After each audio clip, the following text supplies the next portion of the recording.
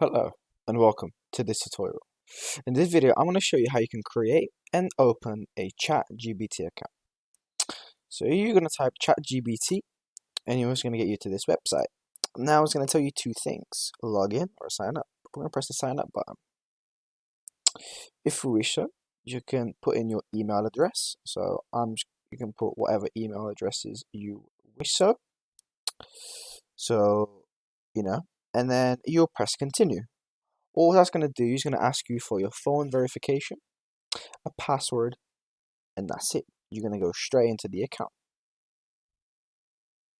If I show you through the login, if I just continue with my account, as I already have an account, this will be what you're going to see when you open ChatGPT after you've signed up. Thanks so much for watching. If you enjoyed, please like and subscribe, and I'll see you soon.